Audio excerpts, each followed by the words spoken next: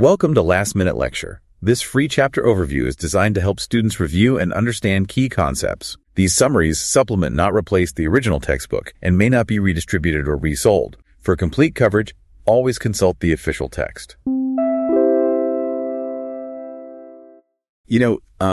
Usually when we talk about a medical diagnosis, there's an expectation of precision. It feels almost like engineering, right? Yeah, very mechanical. Right. Like a patient falls, they break their arm, the x-ray shows that jagged white line, and the clinician just points at the screen and says, there it is, that's the exact problem. Broken or not broken?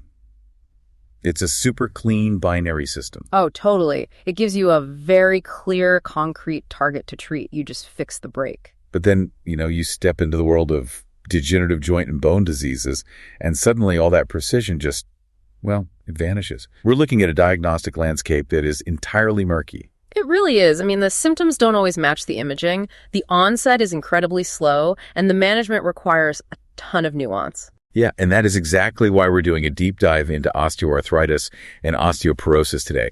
We're specifically tailoring this to help you, the listener, master your primary care clinicals and your board exams.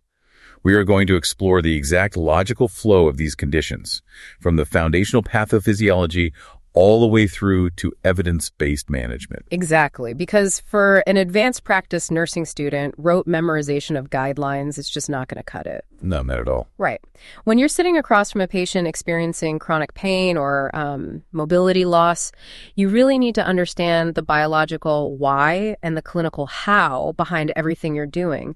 We want to build that clinical reasoning for you so that when you step into the exam room, your assessment and management just feel like second nature.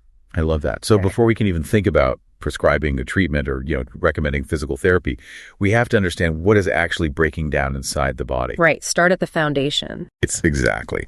Let's start with the joints before we look at the entire skeleton. So osteoarthritis, or OA, is the most common articular disease in adults over 40. It is a massive driver of chronic pain.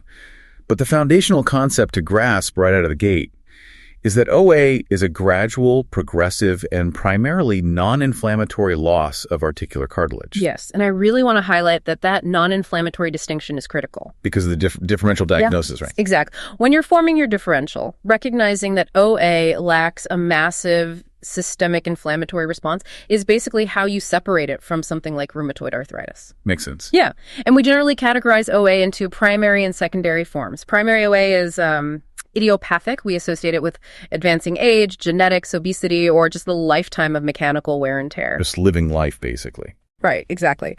But secondary OA, on the other hand, is precipitated by a distinct event or condition.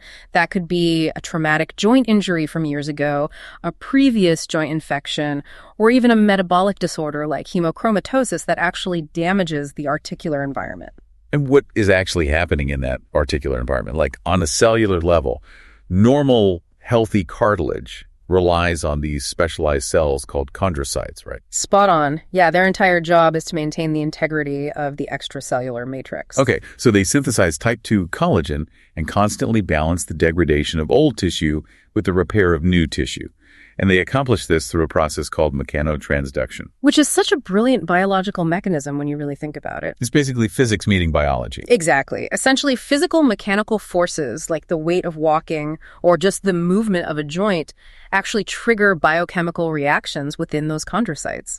The mechanical loading of a joint physically stimulates the cells to increase the formation of macromolecules, which keeps the cartilage healthy and hydrated. You got it.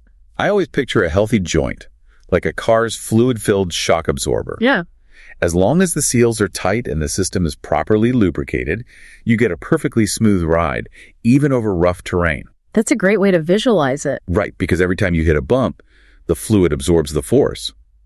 But in OA, whether it's from repetitive microtrauma over decades or a structural defect from a past injury, that system starts to fail. You get greater fluid loss from the joint cartilage in response to that mechanical loading. Right. It's like the shock absorber is leaking fluid and the rubber is just wearing down completely. Exactly. And that is when the biological panic sets in. As the cartilage degrades and loses that critical fluid, the chondrocytes just go into overdrive trying to repair the damage. But their attempts become completely ineffectual. The environment is just too compromised at that point. Right. So the body tries to stabilize this failing, wobbly joint in the only other way it really knows how, by laying down more bone. It tries to essentially weld the joint back together. Exactly, a biological welding job. Which is terrible. You get this painful bone-on-bone friction, and the body reacts by hardening the bone immediately underneath the failing cartilage, which is a process called subchondral sclerosis. Right. And then it starts building extra bone around the edges of the joint,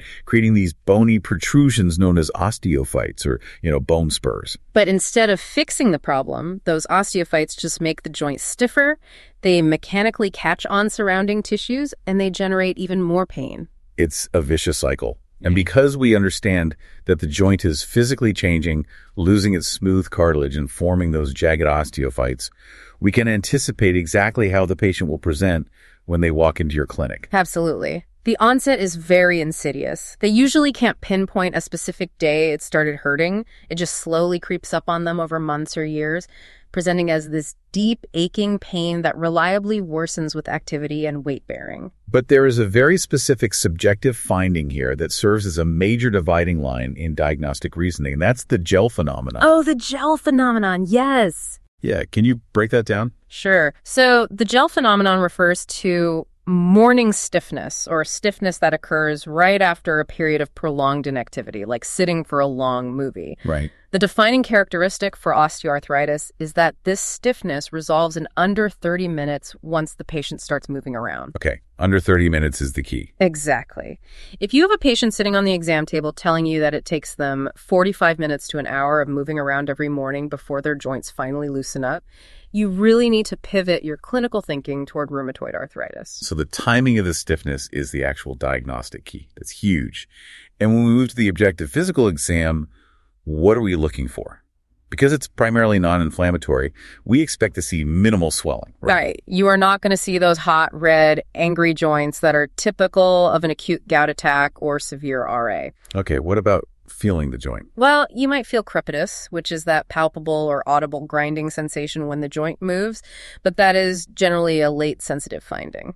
Meaning things are already pretty bad. Yeah, by the time you can physically feel the bones grinding, the cartilage is already severely compromised. You'll also note a reduced range of motion as those osteophytes physically block the joint from moving fully. Okay. And another crucial objective finding is asymmetry, right? Yes. Osteoarthritis is often asymmetrical.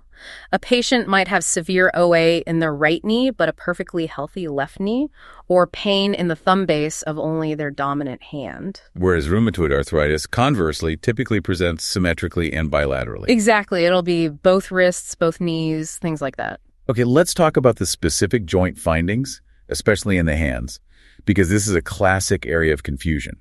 We're looking for hypertrophic changes, those bony enlargements, specifically Heberden's nodes and Bouchard's nodes. I remember struggling so much to keep these straight during my own training. Oh, it's a very common trap for students. Our reliable mnemonic to use is this: Heberden's is higher up. Heberden's is higher up. Right. It occurs at the distal interphalangeal joint, or the DIP, right near the fingernail.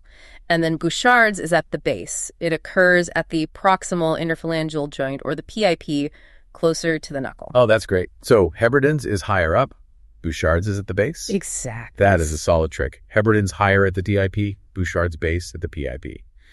Moving down to the knees, you're assessing for that crepitus, looking for any mild effusion, and checking for Baker cysts in the popliteal area, which can form when excess joint fluid pushes out into the back of the knee. And we really must emphasize the hips here. Oh, yeah, the referred pain. Right. Clinical guidelines explicitly warn that pain referred to the knee might actually be the only symptom a patient reports when they have hip OA. Wow.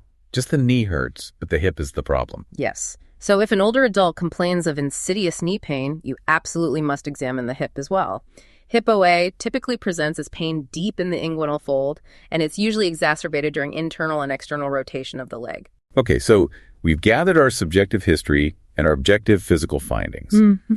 How do we confidently lock in the diagnosis? Like, the current clinical consensus is that osteoarthritis is primarily a clinical diagnosis, right? It is, and that is a vital shift in perspective for a new practitioner. You do not always need a massive workup to confirm what your hands and the patient's history are already telling you. Really? Because it feels like everyone gets imaging. I know, but the American College of Rheumatology, as part of the Choosing Wisely campaign, actually advises against routinely ordering MRIs for peripheral joints. An MRI is highly sensitive, but often totally unnecessary for diagnosing straightforward OA, and it just drives up healthcare costs unnecessarily. And what about blood tests? Same deal. You shouldn't be ordering ANA or Lyme disease titers unless you have a very specific, evidence-based clinical suspicion for those conditions. So if we do order labs like a CBC, an ESR, or a rheumatoid factor, it is strictly to rule out systemic issues. Yeah. In an OA patient, those inflammatory markers will generally come back completely normal. But this brings up a logical question. If we are making a clinical diagnosis based on history and physical exam, why do we ever order x-rays? I mean, it seems like we send almost every joint pain patient to radiology. Well, you do order x-rays for a few specific reasons, mostly to establish a baseline for future comparison, to rule out other severe bone pathology like a fracture or a malignancy, especially if the pain is waking them up from sleep, or if you are evaluating them for an eventual surgical intervention. Okay, that makes sense. Right. An X-ray of an OA joint will typically reveal joint space narrowing, subchondral sclerosis, and those osteophytes we talked about. However, there is a massive caveat for your clinical reasoning here. Radiographic evidence frequently lags behind physical symptoms. Meaning the x-ray does not always match the patient's pain level. Exactly. You might have a patient in agonizing pain whose X-ray only shows mild joint space narrowing. Conversely, you might see an X-ray that looks completely destroyed by osteophytes, just bone on bone, but the patient reports only mild discomfort. That is wild. It is. The clinical pearl here is that you treat the patient's symptoms and functional impairment, not the X-ray image. Right. Treat the patient, not the picture. And to standardize that clinical diagnosis, we use the American College of Rheumatology diagnostic criteria. It's basically a stepwise tool. Yeah, it's very structured. For the hand, you need the presence of pain, aching, or stiffness, plus hard tissue enlargement of at least two specific joints, like those DIPs or PIPs we mentioned. For the knee, you need the presence of pain, plus the patient being over age 50, morning stiffness lasting less than 30 minutes, and crepitus on active motion. And for the hip, the criteria rely heavily on your range of motion assessment. You're looking for pain in the hip, combined with internal rotation of less than 15 degrees. And if you happen to have drawn labs, an ESR of less than 45 millimeters per hour supports the non-inflammatory nature of the diagnosis. Awesome. So once that diagnosis is locked in, we move to management. As an advanced practice nurse, the philosophy is always to start with the least invasive options before progressing to the most invasive. Always. Non-pharmacological management is the absolute first line. For weight-bearing joints like the hips and knees, weight loss is paramount. The physics of it are just staggering. Every pound of body weight places multiple pounds of force on the knee joint during walking. It really amplifies the stress. Right. And physical therapy is also crucial. Specifically, strengthening the quadriceps muscles for knee OA. Yes, that is an important biomechanical point. Strong quadriceps act as a counterforce, absorbing the mechanical shock before it fully hits that degrading cartilage. Okay, so the muscle takes the hit instead of the joint. Precisely. And occupational therapy is also incredibly valuable here. They can provide assistive devices, modify the patient's home environment, and teach joint protection techniques to really maximize the patient's ability to perform their activities of daily living. The American College of Rheumatology also strongly recommends practices like Tai Chi for knee and hip OA, which improves balance, core strength, and flexibility. Interestingly, though, they strongly recommend against the use of 10NS units, transcutaneous electrical nerve stimulation. Which surprises a lot of people. Yeah. Despite how popular they are, the current clinical guidelines state there's just a lack of rigorous evidence supporting their effectiveness for OA pain. It can feel very counterintuitive to the patient. I mean, they have a joint that hurts every time they move it, and your first-line prescription is to tell them to move it more through physical therapy and Tai Chi. Right, but it goes right back to the pathophysiology we discussed earlier. Motion is lotion. Motion is lotion, exactly. Immobility actually accelerates joint death because you lose that mechanical loading. Without the mechanical loading, mechanotransduction stops. The chondrocytes do not get the signal to synthesize macromolecules, and the cartilage essentially stars. Exactly. The joint needs movement to feed itself. But when conservative measures fail to provide adequate relief, then we step up to pharmacological management. And the goal here is purely pain control, right? Yeah. We don't currently have medications that actually regrow cartilage. Unfortunately, no. So you tailor the analgesics to the patient's specific comorbidities. Because you're frequently treating older adults, you must be incredibly vigilant about the adverse effects of NSAIDs.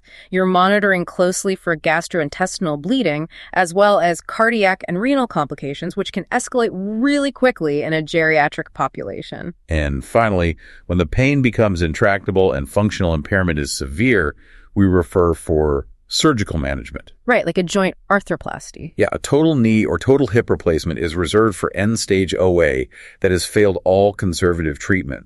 It's a major surgery, but it's highly cost-effective and can drastically improve a patient's quality of life, really giving them their mobility back. So that thoroughly covers the localized structural failure of the joints. Yeah. But to fully understand degenerative skeletal issues, we really have to zoom out and look at the structural integrity of the bones themselves. Right, zooming out from the joint to the whole skeleton. Exactly, which transitions us to the second half of our clinical focus today, and that's osteoporosis. Okay, so osteoporosis is characterized by normal bone mineralization, but critically low bone mass or bone mineral density, along with a disruption of the internal bony architecture. Right. This combination is what leads to extreme skeletal fragility. And it's important to contrast this clinically with osteomalacia.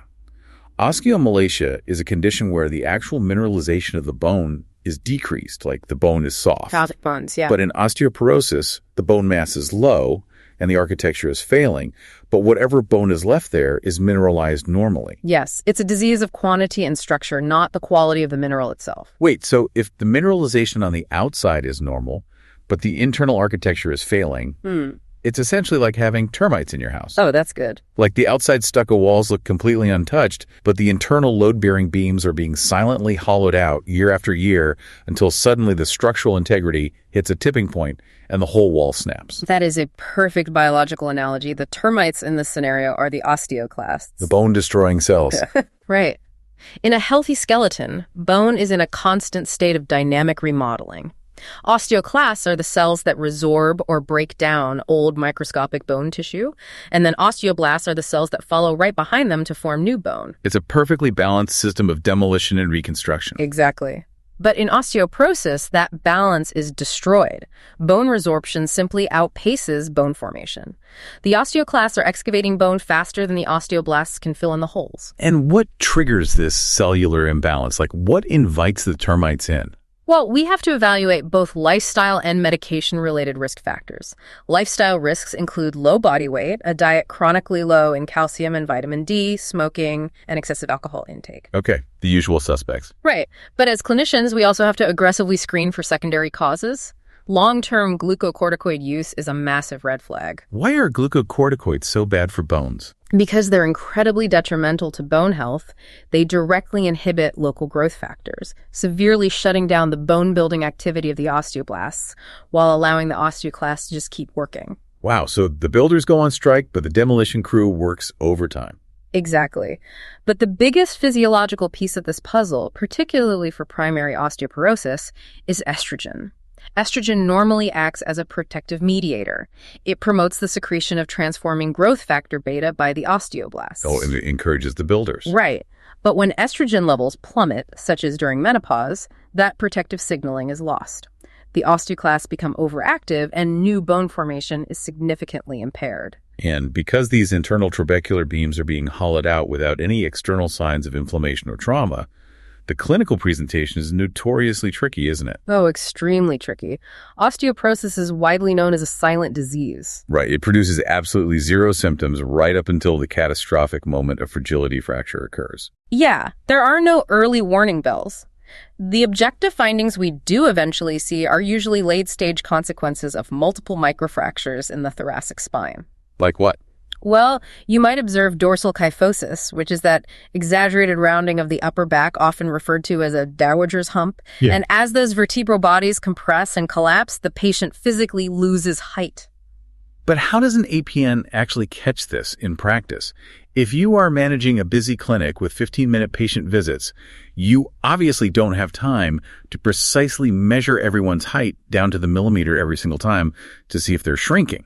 No, you definitely don't. You really have to rely on active listening and targeted screening. The trigger might just be a casual, passing complaint from the patient. Like what kind of complaint? They might say, I feel like I'm shrinking, or I don't understand why all my dresses are suddenly dragging on the floor. Oh, wow. Yeah. When you hear a comment like that, it should immediately trigger your diagnostic reasoning. That is your cue to utilize clinical risk tools like the FRAX score or the SCORE instrument. The FRAX tool, the fracture risk assessment tool, is fantastic. You input their clinical risk factors, their age, their BMI, and their history, and it calculates their probability of a major osteoporotic fracture. It's super helpful. Yeah, it helps you objectively decide who actually needs a diagnostic imaging scan. Beyond that, the USPSTF guidelines state quite clearly that you should be proactively screening all females aged 65 and older, regardless of their clinical risk factors.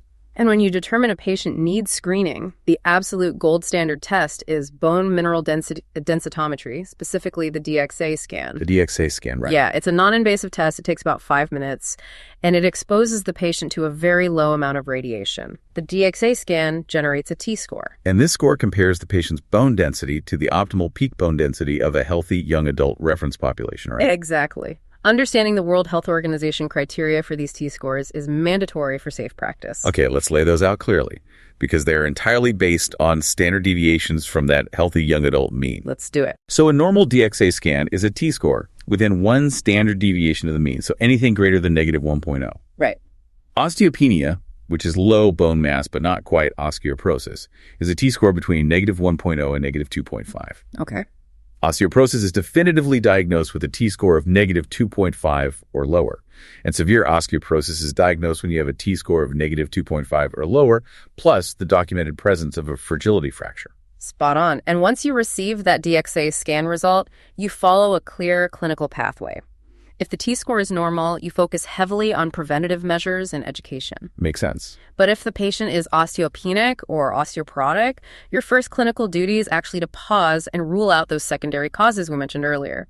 You need to run labs to check for underlying issues like hyperparathyroidism and heavily review their medication chart for things like glucocorticoid use. Right. Make sure there's not a hidden cause. Exactly. Once you're confident it's primary osteoporosis, then you formulate your management plan. And this is where we encounter a major unlearning moment for many practitioners regarding management. Historically, the standard advice was simple. Tell the patient to take a massive calcium pill every day and put postmenopausal women on estrogen replacement to protect their bones. Yeah, that was the gold standard for a long time. But the current clinical evidence has drastically shifted away from that approach. It absolutely has. When we talk about lifestyle and diet, modern guidelines strongly emphasize obtaining calcium and vitamin D through dietary intake rather than relying heavily on over-the-counter supplements. Golly, why the shift? There are ongoing controversies and emerging data regarding high-dose calcium supplements and potential cardiovascular disease risks. Furthermore, the clinical evidence suggesting that taking a calcium supplement alone actually prevents fractures is remarkably weak. Wow. Yeah, if the patient can get their calcium from leafy greens, dairy, or fortified foods, that is absolutely the preferred route. Logically, though, if dropping estrogen levels during menopause are what caused the osteoclast to go rogue and hollow out the bone, shouldn't our first line of defense just be to put the patient on menopausal estrogen replacement therapy to restore that balance? I mean, it makes complete sense biologically, but clinically, the risks just outweigh the benefits. Oh, because of the side effects? Exactly. The American College of Physicians explicitly recommends against using menopausal estrogen or estrogen plus progesterone or raloxifene specifically for the treatment of osteoporosis in females. That's a strong recommendation against. It is, and this directive stems largely from the massive Women's Health Initiative data. The data showed that while systemic estrogen replacement might successfully reduce fracture risk, it comes at the undetectable cost of significantly increased risks for cerebrovascular strokes, venous thromboembolism, and breast cancer. We simply cannot trade a hip fracture for a stroke. Right. So if systemic estrogen is off the table, what is our actual first-line pharmacological treatment?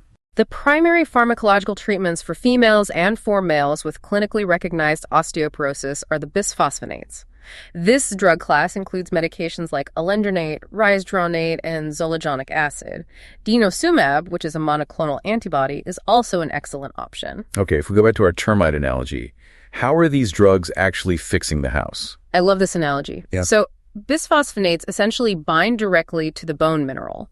When the osteoclast termites come along to resorb that bone, they ingest the medication, which effectively poisons them and causes them to undergo apoptosis, or cell death. Oh, wow. So it's literally termite poison. Exactly. By drastically slowing down the osteoclasts, bisphosphonates allow the patient's own osteoblasts the time they need to slowly fill in the gaps and rebuild the trabecular architecture. That is exactly the mechanism we need. And here's a critical counterintuitive guideline detail for your practice. You typically treat the patient with these bisphosphonates for 5 years. But during that 5-year treatment window, the clinical guidelines recommend against routine bone density monitoring. Which is another unlearning moment. It feels so strange. We diagnose them with a DXA scan, we put them on a heavy medication, but we don't re-scan them every year to see if it's working. It feels very strange, but the evidence is clear. Frequent monitoring does not significantly improve clinical outcomes during that initial treatment window. Why not? Because the bone architecture remodels very, very slowly. Scanning them every year just adds unnecessary healthcare costs and often causes the patient profound anxiety if the numbers haven't jumped up immediately.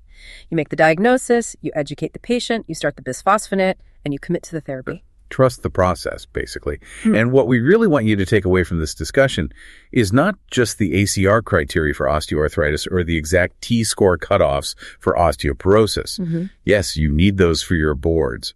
But there is a vital thread connecting these two disease processes that you must carry into your advanced clinical practice. Absolutely. Both osteoarthritis and osteoporosis are fundamentally mechanical and structural failures of the body.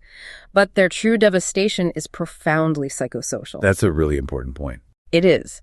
The severe grinding pain of end-stage knee OA, or the sudden terrifying reality of an osteoporotic vertebral fracture, can easily send an older adult into a rapid downward spiral. Right. They develop a profound fear of falling. And when you are terrified of falling, you change your gait. You shuffle. You stop going outside. You stop climbing the stairs. And ironically, that immobility weakens the muscles further, actually increasing the risk of a catastrophic fall. It leads to isolation, a devastating loss of independence, and severe depressive symptoms. Exactly. Prescribing the bisphosphonate or ordering the physical therapy evaluation is genuinely only half the battle. The true art of advanced practice nursing lies in recognizing and treating that human emotional toll. Beautifully said. When your patient sits on the exam table and says their knee gave out, or they whisper that they feel like they're shrinking, remember the shock absorbers. Remember the termites. They are physically losing the very structures that hold them upright in the world. Being the clinician who understands the biology well enough to safely guide them back to mobility, confidence, and independence, well, that's the real reason you are studying so hard right now. We really hope this breakdown gives you the deep clinical understanding you need to master this material, both on paper and in practice. Absolutely. From all of us here on the Last Minute Lecture team, thank you for letting us be part of your study prep today. Keep trusting your clinical reasoning. Best of luck on your clinicals and exams, and we will see you on the next deep dive.